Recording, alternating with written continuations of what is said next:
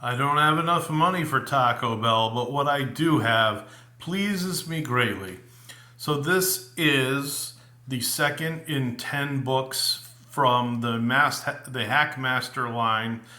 This is HackMaster Encyclopedia of Beasts, Volume 2. Cats, small to Ifriti. And this also means that dragons are inside. And the dragons are very well done here. You're going to have to decide on uh, what dragons abilities and everything that you want to use and what you think might be too powerful for your game. You want to take into very consideration on uh, what you're doing. Now this volume, it's got four different what is it, chimeras or chimera, whatever.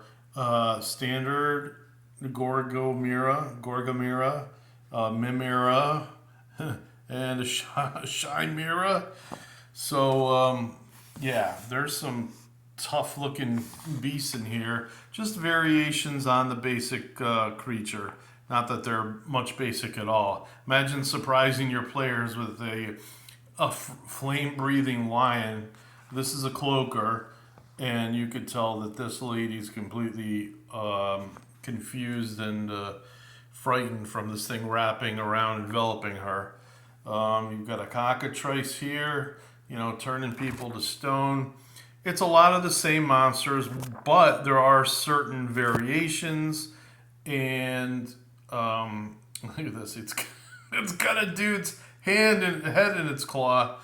There's all sorts of stuff in here, and I know that most of you would like it. If you're 100% a purist of the game, maybe not.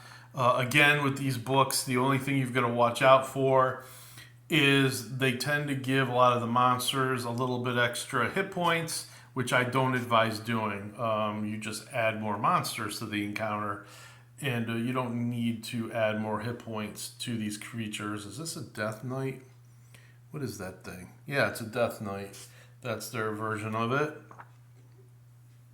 We got a Death Weaver, Death Minions. It's all good. What is this? That's a nasty looking fellow. Oh, that's well, they got Demi Lich in here, from the Tomb of Horrors. And well, anyway, let's get right on. There's a bunch of different doppelgangers. They're almost like mimics. But here is the section with the dragons. If you're using this for, say, basic or advanced D&D, you're going to have to, I don't want to say dumb things down, but you're going to have to convert it a little bit so they do maybe a little bit less damage, or do a little bit, maybe some limited abilities. That's all I'm saying. But there's some good stuff in here. And Mist Dragon, modeled dragon. This is an Onyx Dragon. I think I just talked about that from the Mystara book. So here's a Shadow Dragon. Those are very dangerous. They're practically invisible, especially when first encountered. What's this? A Spiny Dragon.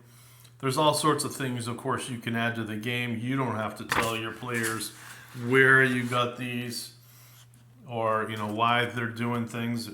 Just say it must be an oddity. Well, there's that book. We're all done, and I hope you enjoyed taking a look at it. If you can find any of these, I say they're well worth it. You're not always going to be able to use some of the abilities and everything of these creatures unless your group is willing to handle and tackle the toughest of creatures, because they have years of role playing behind them. But there you have it. Good night.